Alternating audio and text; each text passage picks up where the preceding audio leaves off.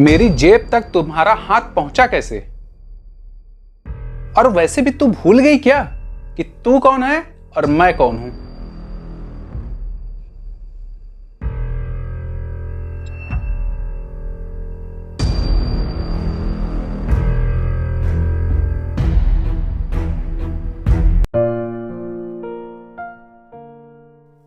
नहीं नहीं, आ जाऊंगा यार, ऐसा कोई बात नहीं है।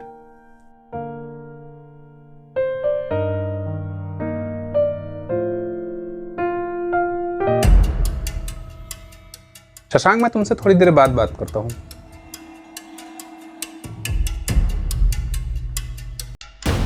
सुनो, ये तो मेरी जेब से क्या निकाल रही हो? जी वो मुझे जरूरत थी थोड़ा पैसे की, और मेरे पास थे नहीं पैसे, तो मैंने सोचा कि ये आपकी जेब से निकाल लूं। और वैसे भी तुम्हारी हिम्मत कैसे हुई मुझसे बिना पूछे मेरी जेब चेक करने की? क्या मुझे इतना भी अधिकार नहीं कि मैं आपकी जेब से पैसे निकाल सकूं?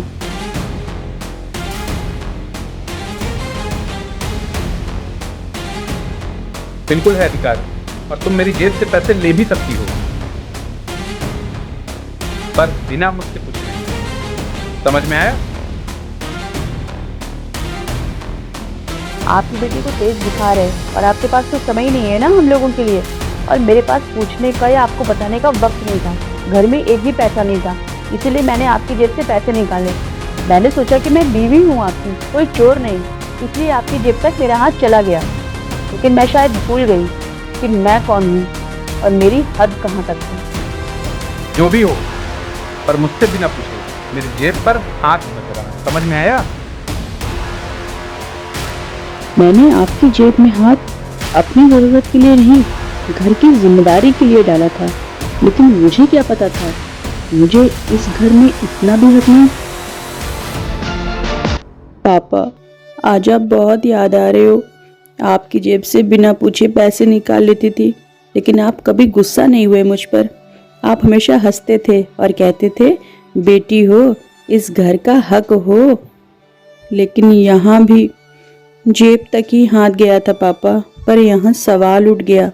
शायद फर्क इतना सा है, वहाँ मैं बेटी थी और यहाँ सिर्फ बहू।